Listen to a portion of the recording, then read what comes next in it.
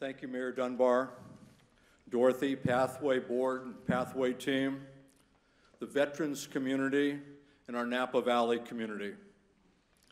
We come together in the best of times, and we come together in the worst of times. And never has that been so important as it is right now. To the families of the three heroines we honor today, I am so sorry for your terrible loss. And I speak for everyone here today and for those who couldn't be here. We are with you, and we always will be. Our hearts are broken for Christine.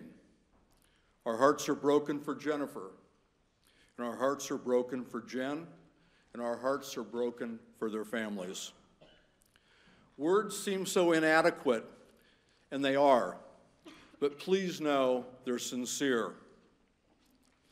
As long as I can remember, driving past as a little boy with my parents, during my time in the state Senate with oversight responsibilities, and now, I've known the Veterans Home as a beautiful place where veterans can get help. That's been the case since the Civil War. Staff over the years have helped hundreds of thousands of our veterans. We've always known this campus as the place that's here for veterans when they have no other place. Since 2008, Pathway Home has been here for veterans too. They've helped nearly 500 veterans.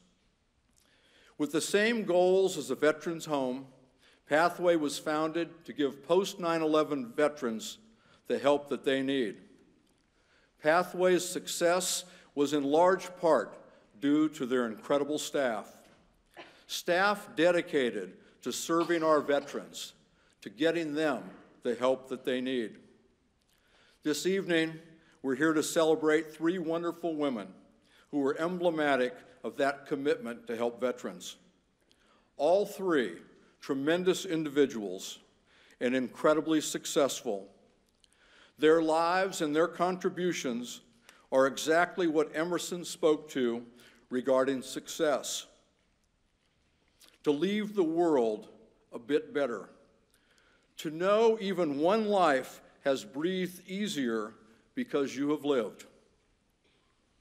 Today we celebrate these three wonderful women who are illustrative of the mission at Pathway and the commitment to helping veterans. Beyond dedicated, they were devoted to our veterans. Service was their calling, and nothing would get in their way of working to help others. Social work was Christine's calling. Local veterans described her as both dedicated to her cause and warm and friendly to all she met. Friends say they never saw her without a big smile on her face, and teachers described her as passionate for her work to help others. Jennifer Gonzalez's friends describe her as brilliant, particularly for her young age and deep caring for all around her.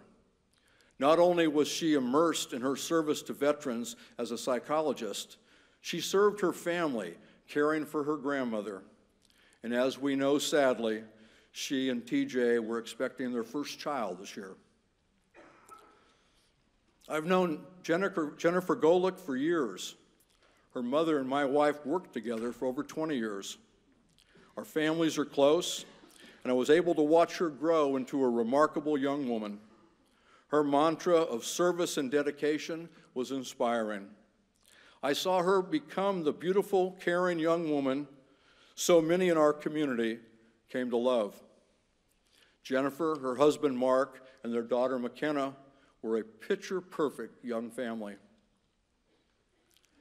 These three wonderful women made contributions that most certainly left the world a bit better and helped many people breathe easier. They truly were heroines. Christine, Jennifer, and Jen all shared a common goal. They got up every morning to improve the lives of others, to improve the lives of our veterans. We should all aspire to that service and live our lives by their example. We must work and we must pray for peace, to make sure we create fewer veterans. As John Kennedy said, mankind must put an end to war, or war will put an end to mankind. And until that time comes, we must provide the adequate funding and the resources for the veterans that we have. And finally, we must continue our resolve to prevent gun violence. We have flags here today that were flown over the state capitol, and I want you to know that your state legislators adjourned both the Senate and the House in memory of these three wonderful, wonderful women. Thank you all for being here, for supporting our community, and thank you for honoring Christine, Jennifer, and Jen.